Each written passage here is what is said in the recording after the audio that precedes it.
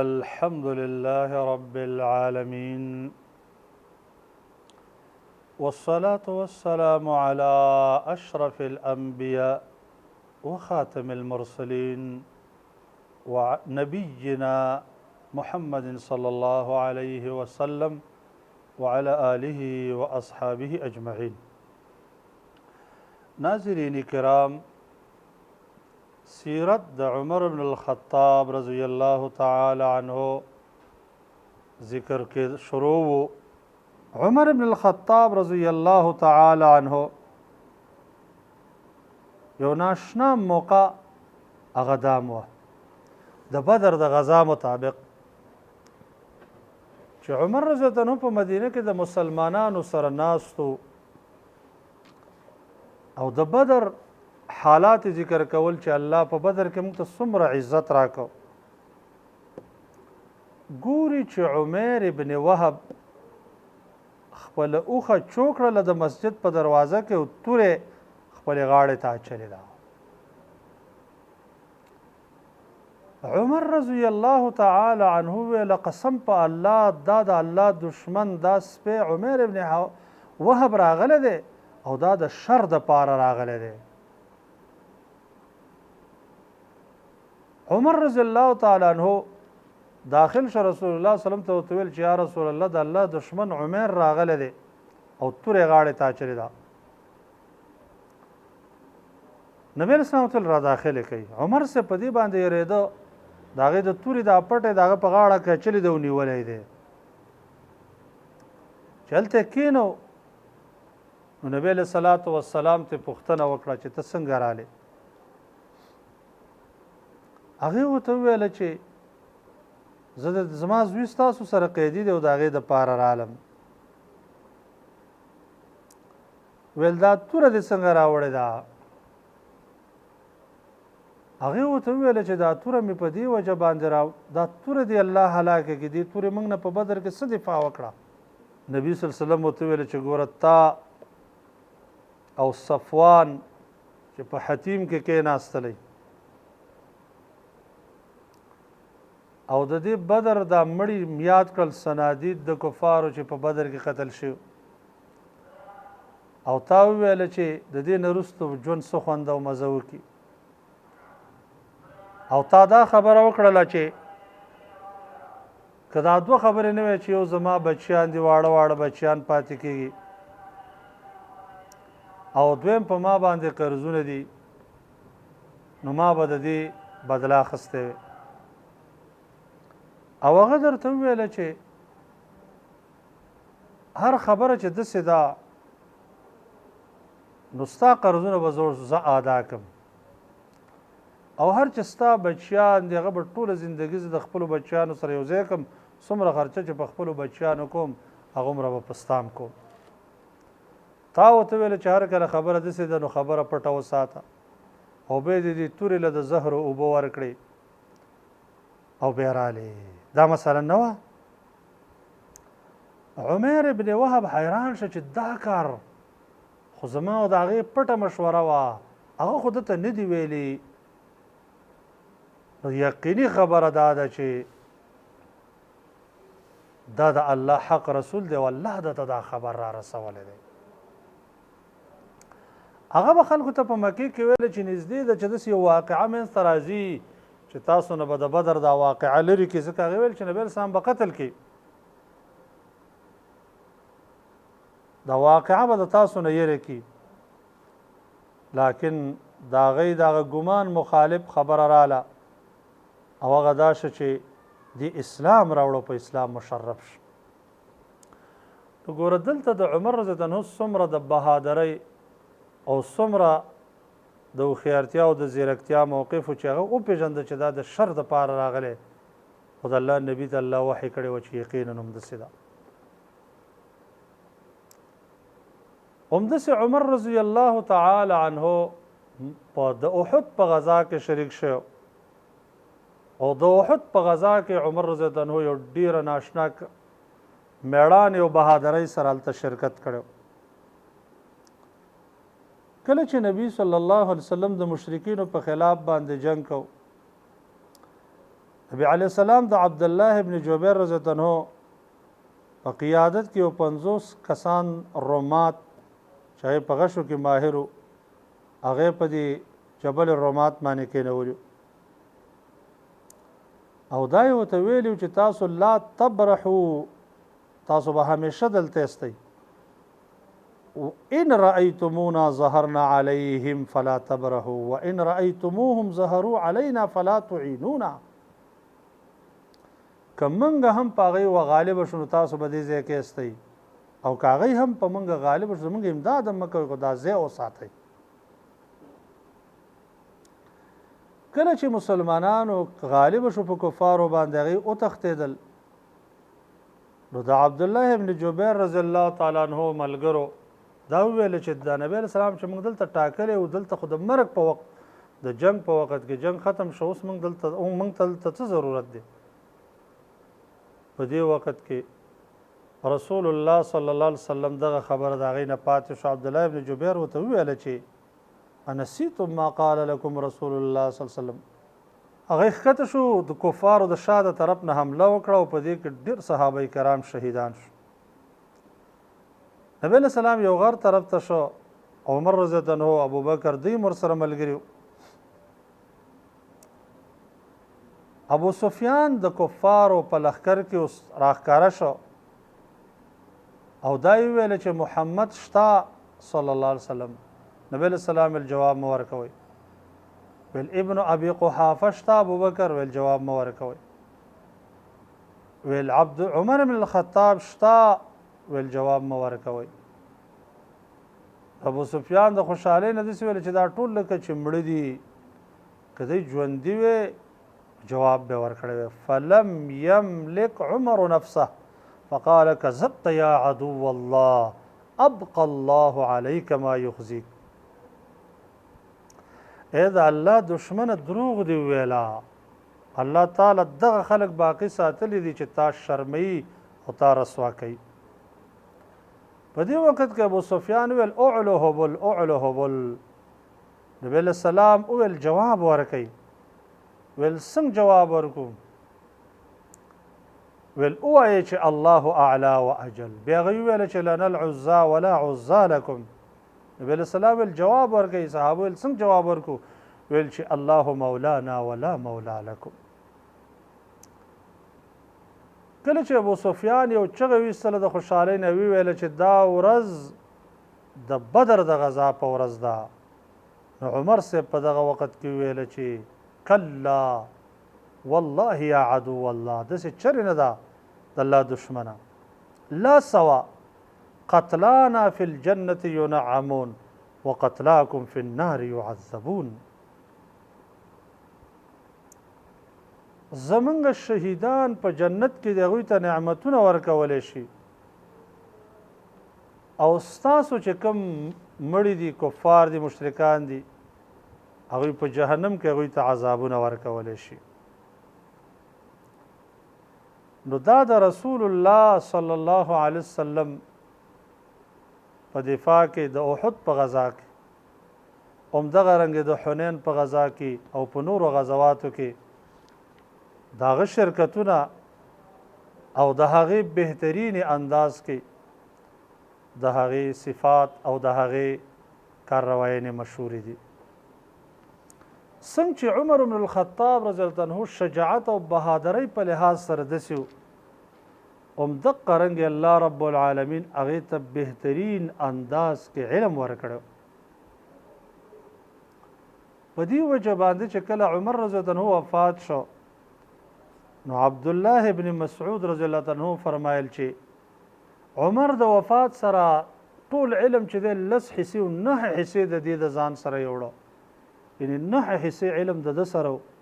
او یو حصه علم چې دی هغه نور صحابه کرام سره دومره الله د ته علم ورکړ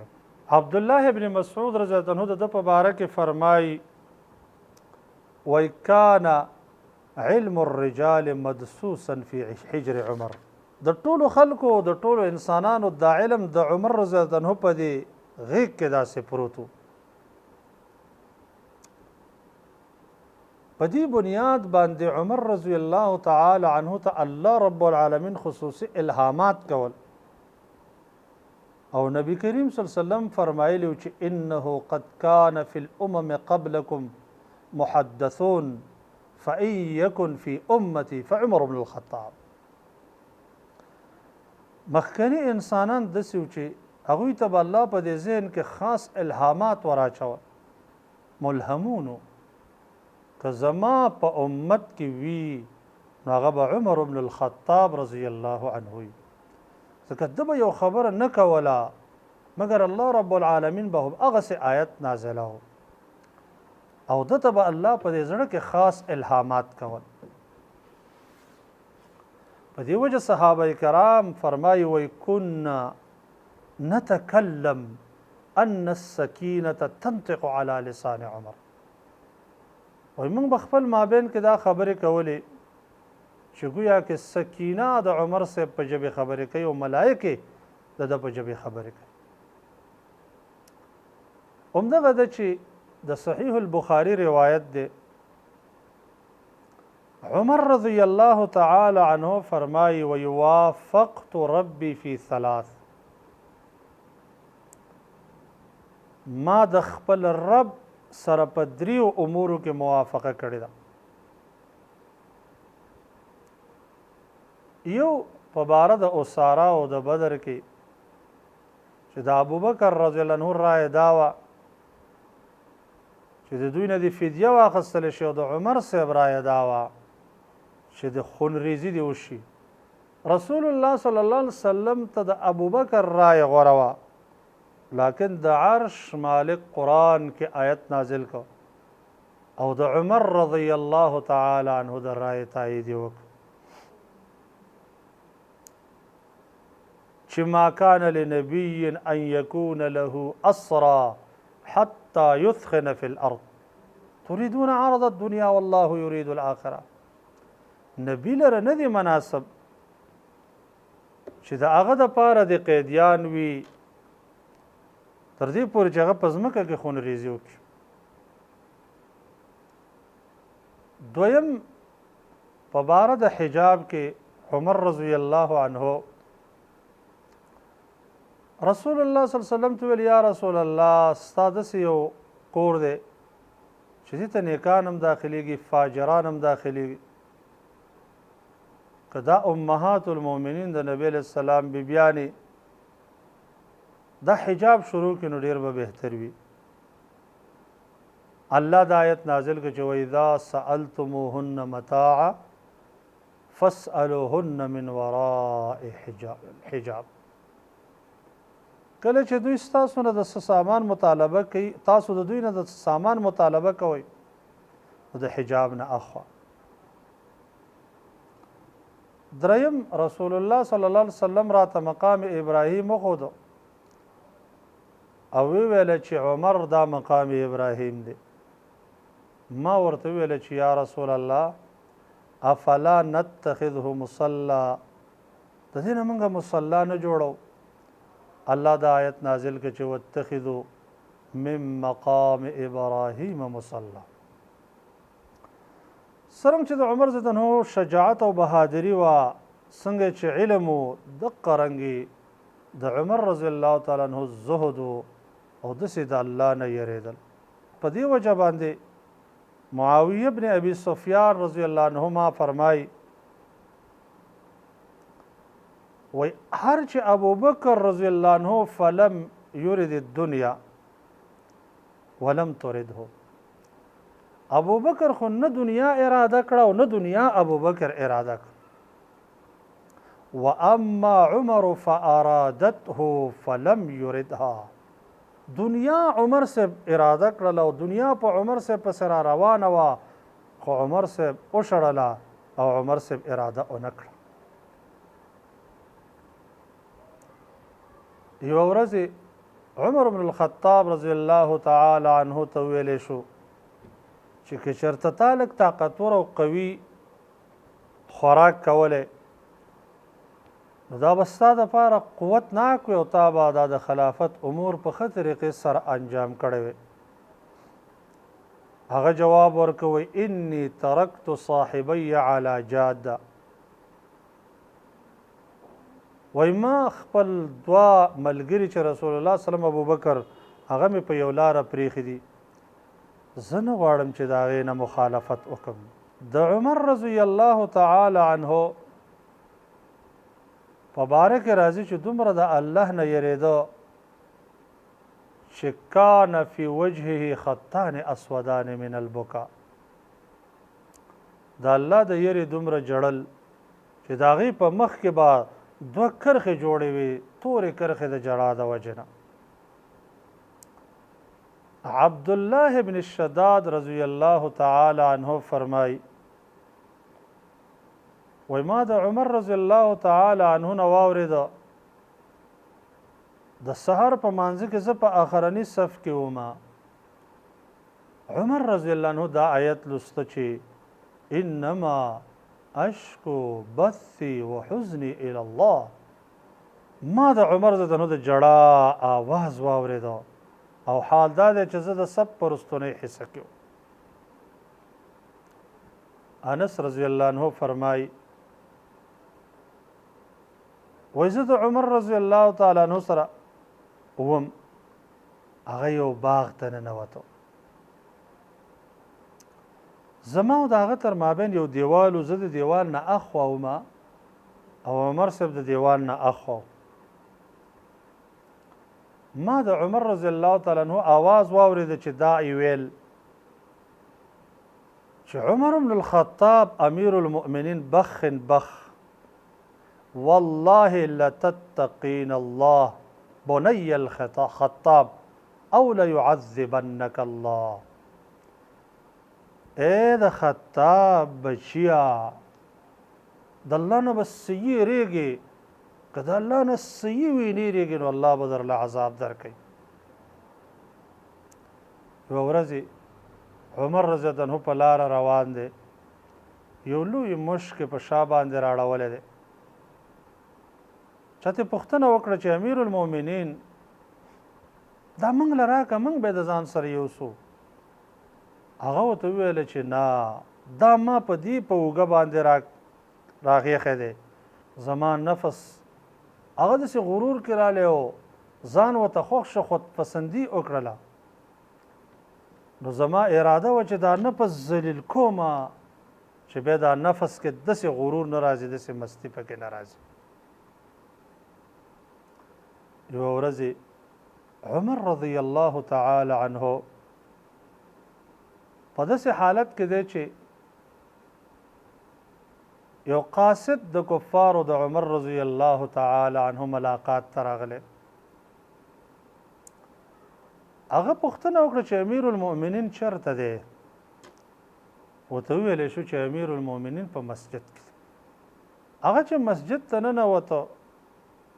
په مسجد کې ګوري چې یو سړی پروت دی او خښتې سر ته ده او اوده دی، هغه بېرته راووته ویل چې امیر المؤمنین خو په مسجد کې نشته، یو سړی دی یو بوډا سړی او خښتې سر ته ایښی ده اوده دی، ویل هم دقه امیر المؤمنین دی. نو هغه بیا تعجب وکړو، وی عدلت فامنت فنمت، امیر المؤمنین تا د عدل نظام قائم کړی دی، انصاف نظام دی قائم کړی دی، نو د دې انصاف په وجه باندې امن راغلی دی، ځکه ودی که دا دې نه وی چرې به دې خوب کړی نه وی، آرام به دې کړی نه وی. په دې بنیاد باندې عمر بن الخطاب رضی الله عنه د الله رب العالمین نه ډېر یېرېده او ډېر زهد او تقوا یې کوله او د دنیا نه ډېر بې رغبته. په دې بنیاد باندې د امیرو د مسلمانانو د کمیس په غاړه باندې و چې د دې کمیس ته د سرمنو ټوکړې پرتې وي. یو ځلې د شام ته ته نو شام کې چې دی ورته وویلی شو چې ته اعلی لباس واغونده، بهترین لباس، ځکه هلته شام کې ستا دبدبه ده، ستا شان دی، ستا شوکت دی، ستا مقام دی، که کفار تا داسې ویني نو هغه دبدبه به دې ختم شي. د ملګرو مشوره ومنله د خپل سورنۍ نه ښکته شه اعلی اسې راوغوښته په دې کې روان شو او ښایسته کپړې یې واغوستلې چې لږ مخکې لاړ بیا ته ویله ما ته خپلې مرقعې کپړې راوړئ ټوکړې چې ورته پرتې دي او ما ته خپله سورلۍ راولئ او بیا یو فرمیل کنا اعز قوم اذل قوم فاعزنا الله بالاسلام موږ ذلیل قوم او الله په اسلام موږ عزتمن کړو د دې نه علاوه چې موږ په بل څه شي کې اوس عزت غواړو نو موږ به دوباره بیا ذلیل شو په دې طریقې باندې هغه لاړ